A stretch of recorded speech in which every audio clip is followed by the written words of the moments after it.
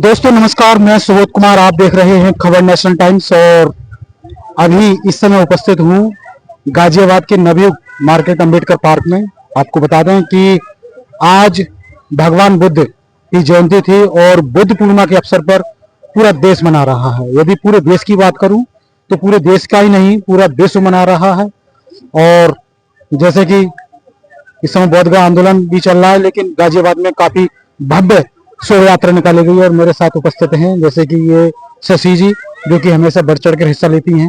और आप देखेंगे कि आज भगवान बुद्ध के रूप में एक उनके प्रतिमा के रूप में एक रोल अदा किया है और भव्य शोभा यात्रा निकाली गई है। और समाज सेविकाएं मेरे साथ, एक एक करके सभी से बात करूंगा। जी जी, क्या कहेंगी आज, जैसे कि जिस तरह से गाजियाबाद में भव्य शोभा यात्रा निकाली गई?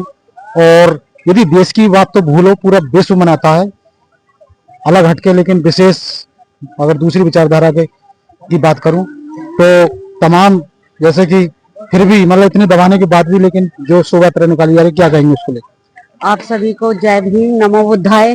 पहले तो विश्व को शांति देने वाले प्रथम वैज्ञानिक तथागत बुद्ध के चरणों में नमन करते हुए आप सभी को बुद्ध पूर्णिमा की हार्दिक हार्दिक मंगल कामनाएं। आज गाजियाबाद में हम डॉक्टर भीमराव अंबेडकर जन्म उत्सव समिति के तत्वाधान में एक प्रोग्राम का आयोजन किया गया है और बुद्ध जयंती हमने मनाई है। पूरे गाजियाबाद में हमने एक भव्य शोभा यात्रा भी निकाली है और पंचशील लेके महिलाएं चली हैं।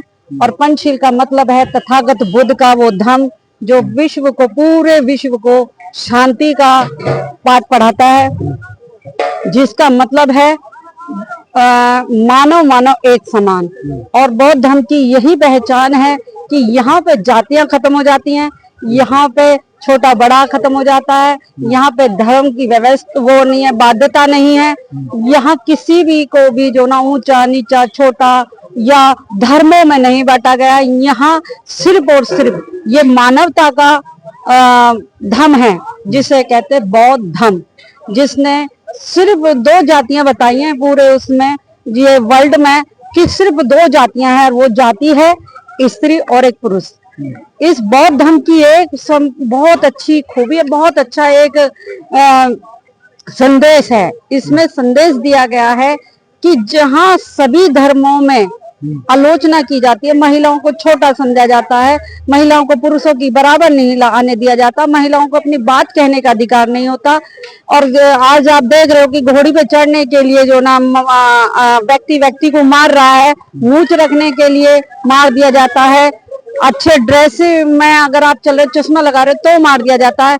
और सबको ये कहा जाता है कि तुम इस वर्ण व्यवस्था से आते हो, इस जाति से आते हो, तो तुम हमारे बराबर के बैठने लायक नहीं हो। बुद्ध पूर्णिमा मनाई जा रही है और जैसा अभी आपने कहा कि ये धर्म सभी को समानता सिखाता है, देश में मनाई जा रही है, लेकिन क्या देश में ऊंच नीच खत्म हो रही है?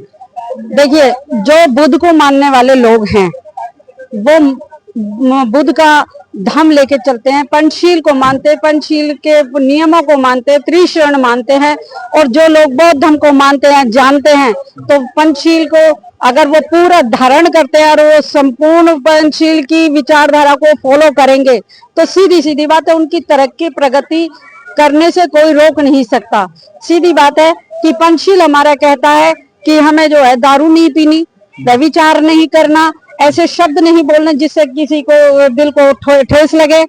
सूरा मेरा मज्जे, हमारा पांचवा जो सील है वो ये कहता है कि जो ना हमें किसी भी तरीके का कोई भी नशा है, किसी भी तरीके का है, हमें नशीले पदार्थ, चाहे धन दौलत का भी हो, अपनी शोहरत का हो, अपने रूप रंग का हो, कैसा भी नशा हो सकता है, उस नशे से हमें दूर रहने की प्रेरणा देता है। और जो इंसान सबसे पहले पंचशील मानेगा, ठीक है, वो तो कभी भी जो ना गलत काम कर नहीं सकता, गलत उसकी भाषा नहीं होती, गलत उसके शब्दों का वो उच्चारण नहीं करेगा। तो ये पंचशील की ताकत है। फिर बाबा साहब डॉक्टर भीमराव अम्बेडकर जी ने 14 अक्टूबर 1956 में हमें बौद्ध धर्म की दीक्षा दी और उसमें 22 प्रतिज्ञाएं दी। कुछ लोग कहते हैं 22 प्रतिज्ञाओं का पालन करना संभव नहीं है, तो मैं ये कहती हूँ 22 प्रतिज्ञाओं का मत करो, जितनी प्रतिज्ञाओं का आप कर सकते हो, सम्मान से आप उनका आदर और सत्कार के साथ मान सकते हो, उतने मानो, उतने में भी आपका कल्याण है। आपका कल्याण करने से कोई रोक नहीं सकता। और आपको मैं बताऊं कि अभी आपने बताया कि बोध गया बिहार में हमारा जो महाबोधि विहार जो है, उस पर लंबे समय से एक आंदोलन हो रहा है। क्योंकि देखिए, हम किसी भी मंदिर में जाके हम नहीं कहते कि हमें इस मंदिर का पंडित बना दे आप, हम नहीं कहते चर्च क्या पादरी आप हमें बना दे, हम नहीं कहते कि आप हमें मस्जिद का जो ना हमें मौलाना बना दे, है ना। हम जैन धर्म में नहीं जाओ कि आप हमें जैन का जो सबसे बड़ा जो पद है आप हमें दे दें। हम तो सिर्फ ये कह रहे हैं कि बौद्ध और उनका जो धर्म है, जो जहाँ पे तथागत बुद्ध ने ज्ञान की प्राप्ति की, ठीक, आप उस क्षेत्र को तो छोड़ दे हमारे लिए। वहां पे आपने पंडितों का समावेश कर दिया, वहां पंडितों का कब्जा करा दिया। और हमारे जो है बौद्ध भिक्षु जो लंबे समय से एक आंदोलन करते आ रहे हैं, संघर्ष कर रहे हैं, और वो कह रहे हैं कि भाई हमारे इस जो है महाबोधि विवाह को आजाद करें। कब्जा तो इसलिए कर रहे हैं ना, वो खुद कहते हैं भाई हमारे क्या हमारे वेदों में लिखा हुआ है जो भगवान बुद्ध विष्णु का अवतार है। सर, अगर विष्णु का अवतार अगर होते, है ना, तो फिर ये विष्णु के अवतार को मान के बुद्ध के जो ना जगह को छोड़ते। वहां पे तो बुद्ध तो सारी दुनिया को संदेश देते हैं। और हमारे देश के जो भी बड़े बड़े नेता हैं, प्रधानमंत्री है, राष्ट्रपति है, गृह मंत्री है, या कोई भी नेता जाता तो कहते हैं कि जी हम बुद्ध की धरती से आए। जब बुद्ध की धरती से आए और तथागत बुद्ध का ही आप बिहार में अपने देश में अपमान कर रहे हो, उनका एक स्थान सुरक्षित नहीं है। क्योंकि वहां पे जो है जो विदेशों से जो पर्यटक आते हैं, वो लंबे जो ना वहाँ पे दान आता है, बहुत बड़ा दान आता है ना। और विश्व की धरोहर है वो, उस धरोहर को क्यों खत्म करना चाहते हो आप?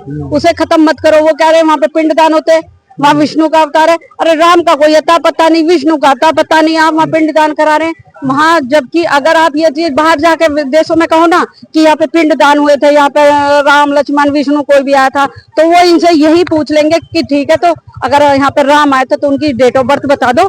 जी जी, मैं अभी आपके पास आता हूँ, लेकिन मैं इससे पहले जी जी आज देखिएगा, आप देखेंगे कि भगवान जी जी, तो उसमें जब वो पूछेंगे कि भाई आप राम की जन्म डेट ऑफ बर्थ बता दो, जिनके पास नहीं, चलो आप फिर आप ये कह रहे हो कि जी नहीं पता। जब राम का जन्म हुआ तो मृत्यु हुई, डेट का पता नहीं है, जन्म का पता नहीं है, मृत्यु का तो पता होगा, मृत्यु की डेट बता दे, उसका पता नहीं है। उनके बच्चे पैदा हुए होंगे, उनकी डेट ऑफ बर्थ बता दो, उनकी मृत्यु का बता दो। कोई तो इतिहास होगा कि राम का, कृष्ण का, या किसी भी भगवान का। हम किसी की आलोचना नहीं कर रहे। हजारों साल राज किया है किन्होंने? राम ने हजारों साल राजा रहा। अरे हजारों साल की अगर बात करोगे, साइंस की बात करो सर। अगर साइंस को मानते हो तो साइंस में तो जो है, अगर आप भूगोल देख लो, अब उसमें तो ये कह रहे हैं कि पाषाण काल में जब व्यक्ति था, आदि मानव था, तो वो जो है जंगलों में पत्ते लपेट कर रहता था, ठीक है, और मांस, कच्चा मांस खाता था, आविष्कार नहीं था। और जैसे जैसे साइंस आगे बढ़ा, उसी तरीके से जो है मानव ने भोजन को पकाना शुरू करा और पका हुआ खाने लगा। वृक्ष के वो खाल छोड़ के वो आविष्कार करा, कपड़ों का आविष्कार, और कपड़े पहनने लगा, है ना। और 150 साल पहले का तो ये बता रहे कि जो ना एक रवि को नाम कुछ करके है, वो एक फोटो लेकर आए, उन्होंने फोटो बनाना शुरू करा। उनकी वीडियो यूट्यूब पे अब तक भी है। करो ना उन पे केस। वो कह रहे हैं वो तो भगवान है, तो भगवान के समय में तो सारी सुविधाएं होती होंगी, अच्छे पोशाक होती होंगी, अच्छे कपड़े होते। मेरी बात सुनिए, यूट्यूब पे एक वीडियो चल रहा है, उस पे वो बता रहे हैं, एक जो है, एक इनके शंकराचार्य या कोई पुजारी हैं, जो ये कह रहे 150 साल पहले जो रवि नाम के कोई वो थे, चित्रकार थे, उन्होंने चित्रकार बनाया, पेंटिंग बनाई, और उन्होंने बताया कि भगवान कोई था ही नहीं। और ये मेरी बात नहीं है, यूट्यूब पे आज भी वो वीडियो चलन में है, आप उसे देखो। वो कह रहे हैं कि उस टाइम के जो फोटो थे, उस टाइम जो वेश्या होती थी या नाचने वाली थी, नृत्यिका जो थी, उनके फोटो बना के और उन्हें पेश किया गया, उन्हें ये भगवान मानने लगे। तो भगवान का आविष्कार आप कैसे कह रहे हो हजारों साल पहले का हुआ? अगर बुद्ध धर्म को आप लेकर चलोगे 1000 साल, तो बुद्ध धर्म को तो आप मान सकते हो। मैं अभी आपके सामने क्वेश्चन और रखूंगा, आगे की तरफ चलना। जी देखिएगा, ये भगवान बुद्ध का रोल अदा कर रही थी भव्य शोभा में, और एक झांकी के रूप में गार्गी जी, क्या नाम? गार्गी जी, गार्गी गौतम जी। आज आपने जिस तरह से जो झांकी में आप उपस्थित रही, तो सबसे पहले बताइए कैसा लगा आपको? आप सभी को जय भीम, नमो बुद्धाय। और आप सभी को मेरी तरफ से उसकी बुद्ध पूर्णिमा की बहुत बहुत हार्दिक शुभकामनाएं। आज ये जो गाजियाबाद में बौद्ध यात्रा हुई है, इसमें उपस्थित होकर मेरे को बहुत अच्छा लगा। मेरे को बौद्ध का रूप लेकर बहुत अच्छा लगा। कैसा मतलब आप के अंदर जो बुद्ध की शिक्षा, बुद्ध के विचार, बुद्ध के बारे में कहाँ से जाना? मैं जी, मैं जब थोड़ी छोटी थी तो अपने कहीं पापा, किताबों में पढ़ा था? हाँ जी, पढ़ा था किताबों में भी। और मैं छोटी थी, छोटी बचपन से लेके अभी तक मैं प्रोग्राम में जाती हूँ, वहां से थोड़ा सीखा। जी जी जी। और वहीं जी, क्या नाम है आपका? शिखा नाम से। आप सभी को जय भीम, नमो बुद्धाय। तथागत गौतम बुद्ध जी के चरणों में पुष्प अर्पित करती हूँ। आज मैं यहाँ गाजियाबाद आई हूँ, मुझे बहुत अच्छा लगा, लेकिन एक चीज नोटिस की मैंने। अभी सबसे पहले हमारे समाज को जागरूक होने की जरूरत है कि हमारे जो समाज के लोग हैं दो नावों में सवारी करते हैं। तो जागरूक कैसे करेंगे, कौन करेगा जागरूक? कोशिश करते हैं सब समाज के लोग। ज्यादातर कहते हैं कि महिलाओं की गलती है, जबकि मैं मानती हूँ पुरुष की गलती है सब। नहीं, महिलाएं हों या पुरुष हों, भीम ज्ञान चर्चा भी होती है और तमाम जगह शोभा यात्रा भी निकाली जाती है और भीम ज्ञान चर्चा काफी समय से चल रही है, लेकिन जागरूक, आप कह रहे हैं जागरूक नहीं हो रहे? नहीं सर, जागरूक ऐसे नहीं। ये क्या है कि एक तरफ मतलब एक दिन बाबा साहब को याद करो, एक दिन तथागत गौतम बुद्ध को याद करो। शादी हो तो हिंदी रीति रिवाज से करें, तो ये कोई फायदा नहीं है सर। सबसे पहले समाज को जागरूक होने जो लोग जागरूक नहीं है, जो जानते नहीं है, उनको कौन कौन बताएगा? हम जैसे लोग बताएंगे, आप जैसे लोग बताएंगे सर, क्योंकि समाज को बहुत शिक्षित होने की जरूरत है सर। पहले के जो लोग थे वो अनपढ़ थे, उनको नहीं पता था सर। एक छोटी सी आप कहो जागरूक करने की कौन से एरिया में, किस जगह सबसे ज्यादा जागरूक करने की जरूरत है लोग? सर सबसे पहले ग्रामीण क्षेत्रों में।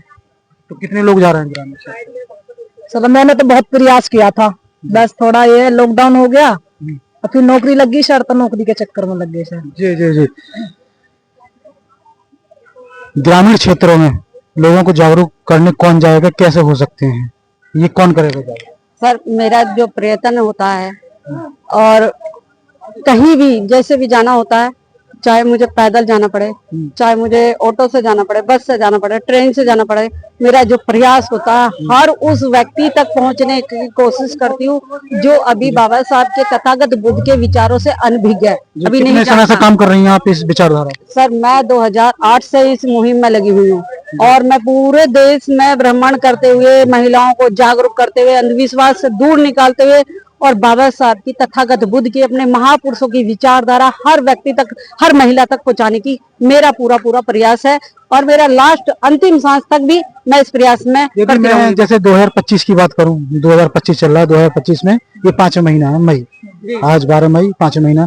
तो इन 5 महीनों के अंदर अगर मैं आपसे पूछूं तो आप जैसे कि 1 गांव 2 गांव कितने जगह आपने मतलब लोगों को जागरूक? देखिए 14 अप्रैल पे कुछ लोग स्टेज ढूंढ रहे थे, ठीक है, और मैं उन महिलाओं को ढूंढ रही थी जो महिलाएं ये कहती हैं कि जी ये बाबा साहब, इनकी फोटो तो हमारे घर में भी है, हम भी मानते हैं ना। कैसे मानते हैं? अजी फोटो है ना हमारे घर में। मैंने उनसे पूछा, अच्छा आप ये बताओ, बाबा साहब की बच्चे का नाम पता है किसी का? कि नहीं। बाबा साहब का पूरा नाम पता है? नहीं। पापा का नाम पता है? नहीं, है ना। बाबा साहब कहाँ पैदा हुए? कि जी ये नहीं पता, भाई हमें ये पता हमारे घर में बाबा साहब की फोटो लग रही है।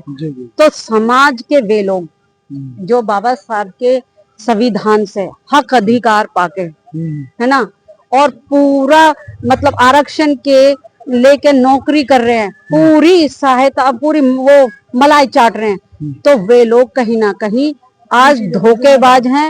वो जो है लोग पूरी ईमानदारी से अगर काम करते हैं। क्या संदेश देना चाहती हैं? आज बुद्ध पूर्णिमा है और लोगों को क्या संदेश?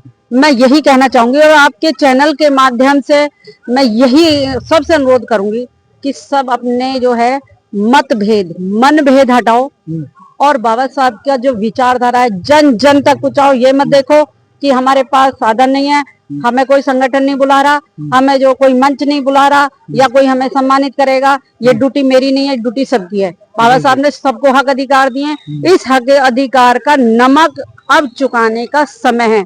क्योंकि बाबा साहब ने जो कहा था ना, मुझे पढ़े लिखे लोगों ने धोखा दिया है, कहीं ना कहीं मैं शर्मिंदा ना हो जाऊं, इसलिए मैं अपनी ड्यूटी निभाती हूँ और जन जन तक पहुंचने की कोशिश करती हूँ, ठीक है। और मैं सभी से अनुरोध करूंगी कि आपके चैनल के माध्यम से कि आप जो है जहां भी है, जैसे भी है, जो भी व्यवस्था है, जिस भी साधन से आप जा सकते हो जाओ, अपने समाज को जागरूक करो, विशेष रूप से महिलाओं को जागरूक करो, शिक्षित करो, अपने अधिकारों के प्रति जागरूक करो। तो ये जो बाबा साहब का जो सपना था ना कि एक दिन भारत बौद्ध में जरूर होगा, तो जरूर होगा। जी जी जी आप सभी को जय भीम, नमो बुद्धाय। जी, बाबा साहब का सपना था कि भारत एक दिन बौद्ध में जरूर होगा। अब समय आ गया है कि जो बाबा साहब के ने जो हक अधिकार दिए हैं उनकी वापस करने का और मतलब योगदान देने का। तो मैं सुबोध कुमार, खबर नेशन टाइम्स, बहुत बहुत धन्यवाद।